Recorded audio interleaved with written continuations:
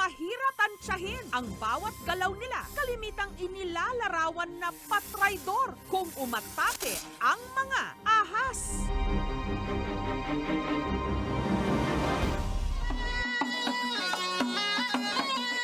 Pero sa India, sa saliw ng tinutugtog nilang musical instruments na panji o bansuri, ang mga makamandag na kobra, kayang-kaya raw nilang paamuhin. Naging sunod-sunurang alipin sa nililikha nilang musika. Ang tawag sa nakagagawa nito, snake charmers. Dito sa Pilipinas, hindi raw kakailanganin ng lalaking ito ng kahit na anong instrumento para mapaamo ang makamandag na samar cobra. Katunayan, mistulang kinakausap lang niya ito o binubulungan. Hamon. Hamon yun o. At ang ahas, sunod-sunuran na sa kanyang bawat kumpas.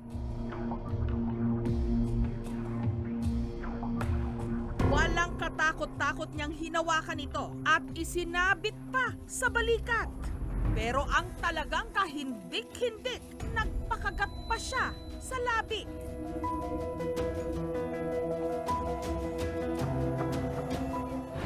At isinubo pa ang ulo nito. Siya si Danny Sebial, ang binansagang senpai o teacher, si Cobra Master. Ibang klaseng kakayahan meron daw ang isang manggagamot sa Hilongos, Leyte. Kaya raw niyang bulungan ang mga ahas, pati na ang mga makamandag. Dito sa liblib na purok sa Barangay Concepcion sa Hilongos, Leyte, nakatira si Danny o Danny Cobra sa kanyang mga kapitbahay. Nadatnan ng aming team ang kumpulan na ng mga tao sa tapat ng kanyang bahay. Nakahanda na rin pati ang makakasama niya sa kanyang performance, ang kaibigan daw niyang ahas. Una na riyan ang samar cobra na ito na nakasilid pa sa aquarium. Dinasalan muna ito ni Danny.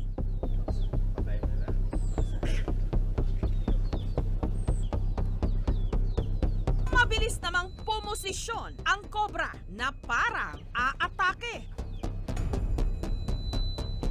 Pero nung itinaas ni Danny ang kanyang kamay,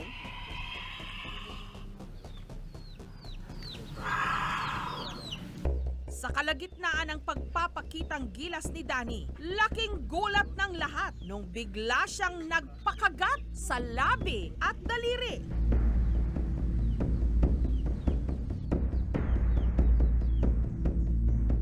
Ako tambalan sa pulong ni Jesus. Ang aming team may daladalang anti-venom at medical staff. Pero si Danny tumanggi na magpaturok ng anti-venom. Walang gumapang na kahit anong takot sa mukha ni Danny. Sa halip, sinipsip lang niya ang dugo at hinalikan ng prayer book na may mukha ni Hesukristo. Itinuloy niyang pagtatanghal na para bang hindi nalalagay sa alanganin ang kanyang buhay. Ang mga manonood, imbes na matakot o manghilakbot, nagpalakpakan pa. Pero hindi pa rito natatapos ang palabas. Sunod niyang inilabas ang isa pang sawa. Pinagsabong niya ito.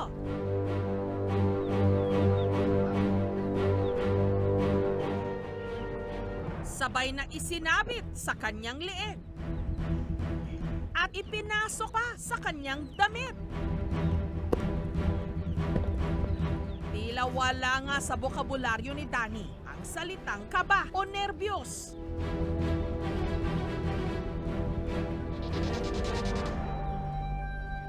At hindi pa pala ito ang final act. Ang talaga raw highlight ng kanyang performance, ang pagkumpol at pagbilog ng samar cobra at ng sawa.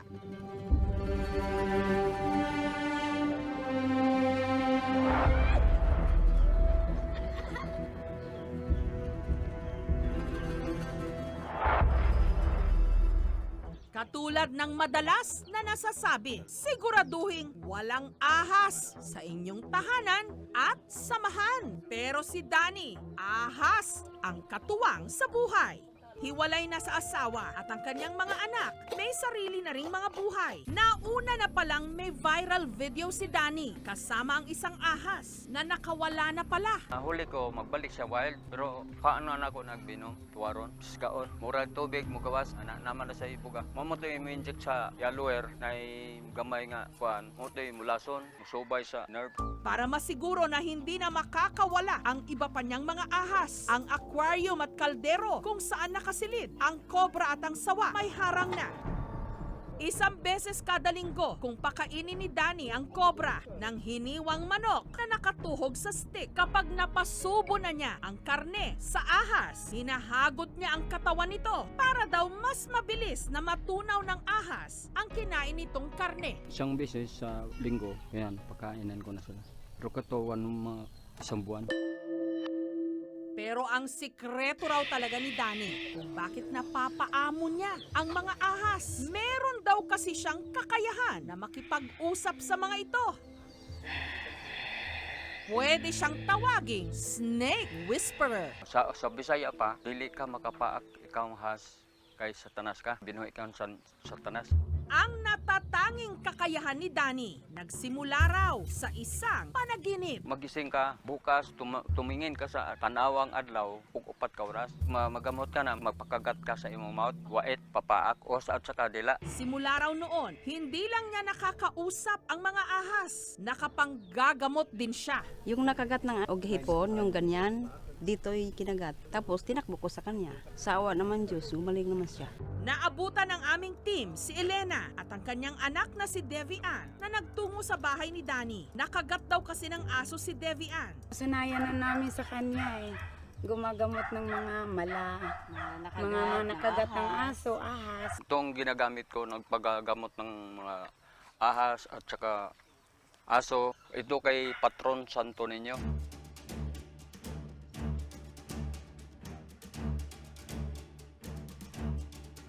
Matapos ang humigit kumulang 10 minuto, natapos na ang di manoy panggagamot ni Danny sa bata. Pag hindi didikit yun, magsisip, tagal na itong bata ito. Sa akin, tanggal na yan. Base sa nalalaman na siyensya, hindi ito kayang gamutin ng mga pinapahid. Magpunta agad sa ospital or animal bite center para magpa-turok ng immunoglobulin at bakuna laban sa rabies. Yun ang aming nire-recommendang treatment o gamot bilang veterinaryo. Samantala, totoo bang may kakayahan ng tao na makipag-usap o bumulong sa ahas?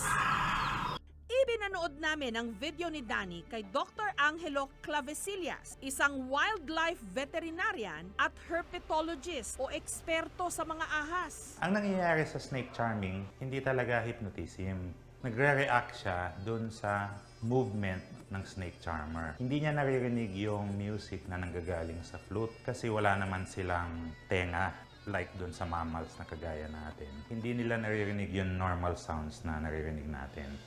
Ayon kay Dr. Clavesillas, malaki ang posibilidad na napapasunod ni Danny ang ahas dahil pamilyar na ang mga ito sa kanyang amoy. Yung dila nila, kinukuha yung mga chemical o particle sa hangin, dinadala sa utak nila kung anong klaseng chemical yung nakuha nila. Ngayon, pagka lagi silang hinahawakan ng kanilang owner o ng snake charmer, maaaring ganun din kasi naglalabas din tayo ng sarili nating amoy. Gayunman, hindi raw ito nangangahulugan na kahit sino na lang pwedeng mag-alaga ng ahas. Delikado yan. Ayaw ko pumayag sa kanila. Ako lang mag-train. Kung kumuha kayo dito, isang 1 year, trainihon ko ng isang cobra, yan.